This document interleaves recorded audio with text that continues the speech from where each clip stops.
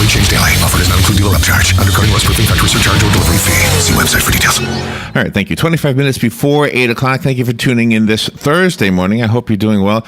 I've told Robin this story before. Robin, I know you know this story, and many of our listeners may have heard it. I don't know. It's been a while since I told it, but our guests are listening, and I want them to hear this story. Years ago, I worked at the Nassau Coliseum in New York, and one of the shows that was there was an ice show. Yes. And Peggy Fleming was the ice skater who was the star of the show, and I guess that reveals how old I am, because that was a long time ago, right? She's wonderful. Well, she was sick or something that caused her not to be able to do the show that day. And when the job I did there, just so you know, is I was one of the cleanup guys. In other words, during concerts, you know, when there's vomit in line too. You know, I went down there with the kitty litter. Okay. Yeah. But at an ice show, you pretty much had people behaving. You didn't have a whole lot of people getting sick at ice shows. So there wasn't a whole lot to do. And myself and another guy who worked there also, we were sitting in the nosebleed section, really high up. Uh-huh. And the substitute for Peggy Fleming was on the ice.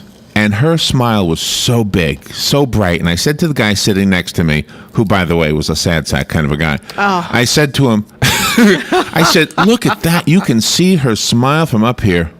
And he goes, well, you'd be happy, too, if you just got the break of your life. And I said, you know what?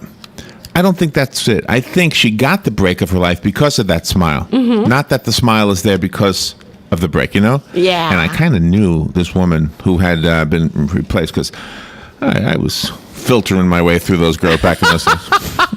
As you should be. But anyway, in other words, I knew her a little bit. And so she had that smile all the time. She was always a happy person, even though she was always, what do you call them, an understudy? Yes. She was always an understudy.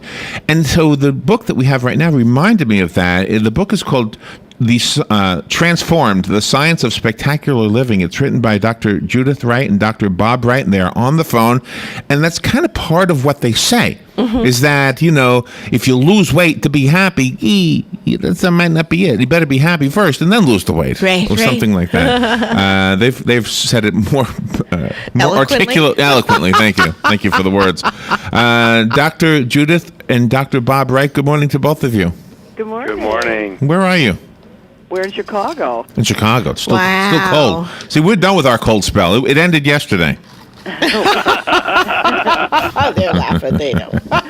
Yeah, it's really cold up there. Gainesville, you were down to 50, I'll bet.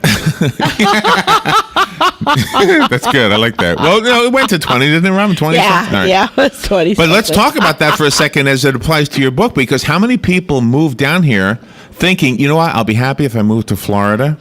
And it's the same kind of theory, right? It's really true that, you know, they call that miswanting. It's wanting something, mistakenly thinking that it's going to make you happy. Oh, if I just move to Florida, if I just get in this sunny climate. And there's many people in Chicago during this cold spell. Yeah, the problem is they take themselves with them.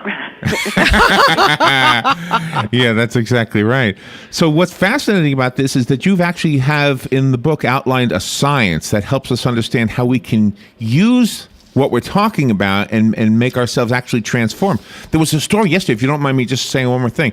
There was a story yesterday about a kid, a young man really, who I think he was in college, and he lost 130 pounds over the course of a year. Mm-hmm. He was away from home, so his parents didn't see him for a whole year, and then he couldn't wait to show his new self to them, and they were, of course, surprised and happy. And I thought, you know, I hope that's what makes him happy and he really stays there, you know?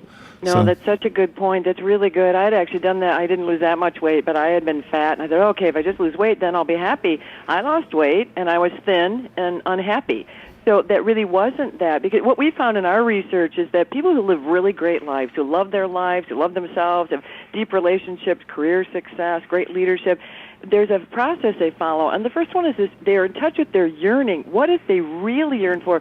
You might want to lose weight, but you don't yearn to fit in your jeans. You really, what do you think that would do for you? And when you look at it, for a lot of people, it's like, for me, to lose weight, I wanted to feel better about myself. I yearned to be in contact with myself. I yearned for more love in my life. That those were the things that were really underneath that. And when you focus on that, when I focused on really loving myself and being comfortable with myself, then I lost the weight. So it's very different. We have it backwards often, but people who live great lives are motivated and fueled by that deeper meaning, that deeper mattering. Wow, and that really rings true. And does it apply in things like career? Like if somebody says, if I get that job, I'll be happier? or that's the big mistake. If I get that job, I'll be happier. Happy people get great jobs, and they make great jobs out of terrible jobs. And we have a lot of people that come to us wanting to get into a new career, and no. Try what you're doing. Had an accountant, MBA, University of Chicago, come in. He says, I think I'm going to become an outward bound instructor because the people in my firm don't really care about people. I said, well, do me a favor and start working on this yearning and start really digging into what you're doing. And he comes back and he says, it's amazing. The partners in my firm have changed so much in the last week. Oh, wow. Oh, I got it. It took a second there, yeah. And then you've got the people that are never satisfied. They want something, they get it, and then they just discard it, put it on a shelf, do whatever it is they do with it, and then they want something else. Well, and that's part of it. But part of it, they're not satisfied because it's not really what they're yearning for. Because goals are, they're good. They help us get motivated. We need those to accomplish things in life. But and many of us have that. You get the goal and it feels good for a little while, but then you're just on to the next thing. If you look at underneath that, why do they want that promotion to make more money?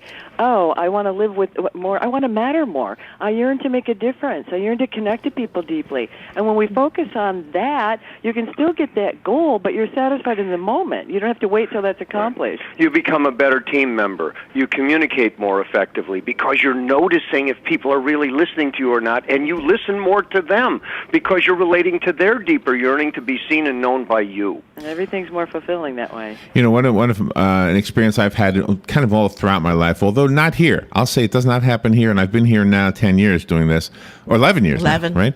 But in other jobs I've had, there would be like these little groups that would badmouth other little groups, and I would always remove myself from any group that does that because I don't want to be part of that, and I can't change the world. I can only change me. And well, I think that's so important what you just said, that you can change. And you decided what your values were. You didn't want to be part of that. Part of what happens is that people haven't gone for their own happiness. They haven't really understood about their deeper yearnings. And then they try to make themselves feel better by putting other people down. Well, that's not a very satisfying way to feel good about yourself. We need to then focus on feeling better about ourselves so we don't have to do it at the expense of other people. And your book also states there are no quick fixes. It's in our society, 5 steps to better abs, 2 steps to true love. It's like, wait, That's right. there's no such thing as a quick fix. And when you understand how our brains work and how we really need to build new neural pathways for new habits and take advantage of our neuroplasticity and how long that process is of repeated intentional activity and doing something over and over again to get a new habit, then you realize there's no such thing. You can't have a quick fix. It doesn't exist. Yet there is instant satisfaction when you start focusing on the right things. Do the things that we consider our passions change as we get older? If I'm 17 and I want to be a rock star, and I'm 50 or 60, which I'm almost 60, and I wanted to continue striving for that, I mean, wouldn't I be misleading myself to thinking that that's really what I want? Yeah, and your passion was probably singing and being with others, and this whole following your passion. If it's not moment by moment, it's oftentimes an illusion. It's something that satisfies us. It's something that we use to shut us down from being fully present in the moment because we're going to wait for retirement or wait till we finally hit it. Right. Yes. Yeah, that waiting for retirement thing. We know that one. We heard. Yeah. I don't ever want to retire. I love what I do, and I love what I do here at work. I love what I do when I'm not here. Yeah. I don't want to retire from any of it. Mm-hmm. Well, you don't have to retire to be happy because you've chosen a lifestyle and you've chosen to enjoy the life that you've created, and that really is a secret. Then if you do happen to retire, you've been training for satisfaction and happiness your whole life. Retirement's not the magic answer. It's really learning to engage fully where you are, which is what we found in our research. That yearning is very important, those to love and be loved and to be seen and to be heard and to make a difference. But then we have to engage and engage fully. And the examples you're giving, the stories you've been telling and about your own life, you've been engaging. And chances are that's been a tenet of your life the whole time. And that really living a little more adventurously, pouring yourself into things, that's where that love and life comes from. Dr. Judish Wright and Dr. Bob Wright are our guests up in cold Chicago. Yeah. The book they've written is called Transform, the Science of Spectacular Living. And I'm going to say this, and just not that I know I'm right, I just want to get your feedback. I say there are two types of people who will find your book. the person who wants to change himself or herself, and the person who wants to change somebody else. That's right. Who do you think is, I mean, do you think it's possible? Could you actually buy this book for somebody else and change them, or do they have to want it first? Well, for it to work, yes, they have to want it. But yes, we've had a number of people send others to us to be fixed. I did that to my dog. You know, in our couples work, Larry, we have a ground rule. Nobody gets more than 50% of the blame, and everybody gets 100% of the responsibility for their own satisfaction. Oh, I like that. Yeah, that makes sense. And you also point out that even though people are good team players, because that's really important for anything to succeed, everybody still has their own individualness about them. They don't ever lose that either. Well, Robin, people become more themselves. It's incredible because when I'm more me, I can allow you to be more you. I tap my power, you tap your power, and we can blend our power instead of getting stuck in power struggles. Yeah, and that's really important too, because that's when businesses fall apart, when there aren't team players. I saw a sign on a marquee outside of a church, and the marquee said, "God will feed even the tiniest sparrow, but He will not bring the food to the nest." Yeah. and that applies to so much. Like if you're sitting praying to God, please make my life better, but you're not doing anything to make it better, then you're like the sparrow waiting for God to bring you food. No, it's really true. And, what's really beautiful is that we can make our lives better. We're designed that way. We've got neuroplasticity, that ability to really learn, grow, and transform and change our beliefs and how we feel and what we think. But we have to do it. It's a beautiful thing, but we have to activate. What the neuroscientists find, we have to activate that neuroplasticity. We have to pay attention. We have to intend. We have to stretch a little bit, be a little bit outside our comfort zone, do things a little bit on the harder edge sometimes to really make all of that grow. But when we do, that's when life is really sad. Yeah, we have what we call the assignment way of living, so that you stay engaged every day with a new assignment to engage, to talk more, to ask questions more, to take a risk, to do this and to do that, and that's what keeps us stretching and reprogramming ourselves. We call it rematrixing. Oh wow! Should couples look at their relationship as a sort of a business relationship? Well, there's the thing that a lot of couples fail to do is look at their relationship as transformation. Business leads to transformation, but couples tend to think that we're supposed to have this solid, placid way of being. No, you're supposed to be interacting richly, fully, with risk, knowing that couples can be robust and that you are going to be transformed by this relationship, both because it will be a womb that will support you and a crucible that will burn away your unfinished business. Wow. Challenging yourself, as you mentioned just a little while ago, to something that takes a little bit of extra effort instead of the smooth sailing approach all the time. It was illustrated this last couple of weeks with that ship that was stuck in the Antarctic waters.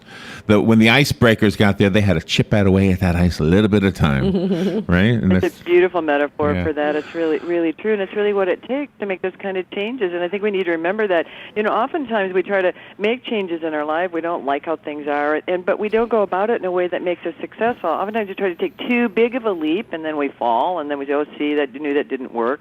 Or we don't have a big enough reason, that deeper yearning. But when we put that together, really understand the science of change, we can have a life that we aspire to and become someone we haven't even become yet, which is, I think, the adventure of living. And you've done it in such a way that we can understand what you're talking about in the book, and plus your expertise, your backgrounds are outstanding. So we've got the book here. It's called Transformed, The Science of Spectacular Living. I have one copy. If you want it, call me at 622-WOCA, and the book is yours. The number is a sponsored phone number, by the way. That's the WOCA Climate Control Source Hotline, 622-9622. Call me if you want the book. What's a good website we can tell our listeners to go to? You can go to Wright Living, that's right with a W, W-R-I-G-H-T, living.com, and you'll see you can get 2 free chapters of the book, a complimentary training, and any kind of support to help you live a phenomenal life. Okay. Is the book available as an ebook as well?